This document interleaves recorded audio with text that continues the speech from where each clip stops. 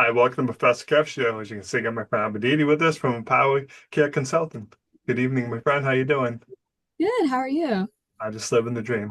So first, thanks for taking the time to come on the show. Just give us a little overview about yourself so that our followers know who you are. Yeah, for sure. My name's Abhidi Brahnmath. I'm a junior based in the Seattle area, and I have been interested in neuroscience for a long time. In the future, I hope to go into biotech or perhaps healthcare consulting as well. And yeah, I've been involved with both research and healthcare for a long time, whether it be volunteering or internships or conducting my own research. And through this, I've noticed a wide variety of inequality and personal problems that I've seen with patients.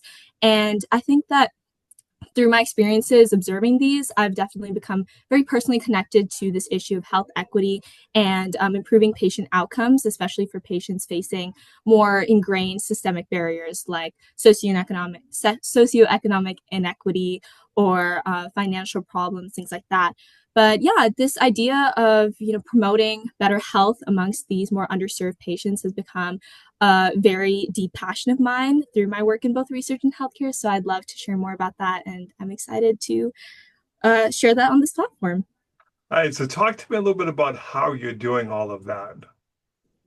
Yeah, for sure. So I initially began this project in my summer of my freshman year, and I experienced I went to the summer course actually based from Stanford University called Equity in Medicine. And through this course, I really learned a lot about the research behind healthcare equity and how this affects us behaviorally, how it affects us neurologically.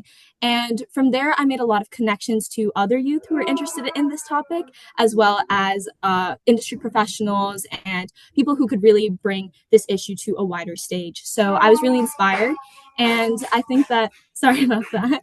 Right. I think that um, through starting to talk to people who were doing active work in this issue, so people who are already in healthcare equity or professionals, as well as talking to clinics and senior care centers, I was able to hear from not only the patients themselves, but also from people who are doing work. And I realized that there isn't enough. Youth action being done towards this issue. So that was my first goal, motivating the youth, gathering the youth, and making this into something where we can pave healthcare forward in a way that we choose and on our terms. So that was my first course of action, getting youth together, and how I go about the actual work, or how EmpowerCare goes about the actual work, is based on a very patient centered focus. So rather than having something where we're infringing all these solutions that we think are best, we really wanted to focus on what the people needed and hearing from them and then responding in that manner.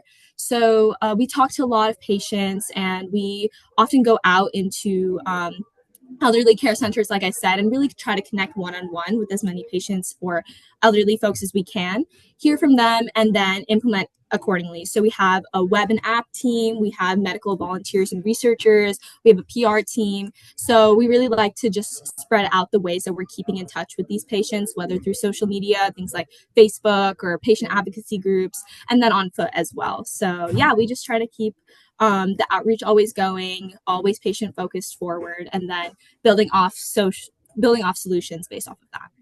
I love how it's very patient focused. Like you said, you're Mm-hmm. not making assumptions about what you think. You're actually going out and talking to them to learn what's actually happening. So that to me is an awesome approach. All right, crystal ball time, my friend. What's the future hold for this idea? Yeah, I mean, I think that as like I mentioned, interested in going into scientific research and potentially healthcare consulting in the future.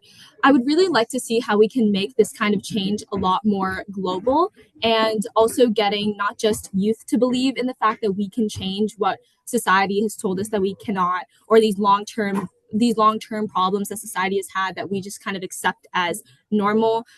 Now that youth are starting to believe that we can change the world and be these change makers, I'd like to see if we can get more action from policymakers, lawmakers, and even connecting these seemingly more basic and very specific scientific research, and see how we can possibly make that more translational and see how we can improve that to become more centered around what the patients actually need, rather than kind of having that research more boxed in into academia. Getting more people to be more aware of what's going into their bodies, helping people be more aware of how science can help them. So I think connecting people to science is a huge thing that I'd like to see, and getting people helping people feel more supported in terms of health literacy, their access to healthcare, which would involve more law work, and just patient empowerment in general, so that they can feel that they have that support to talk to their provider about these issues, which we hope to do as well in the future. I really like that answer too, because often people just don't know.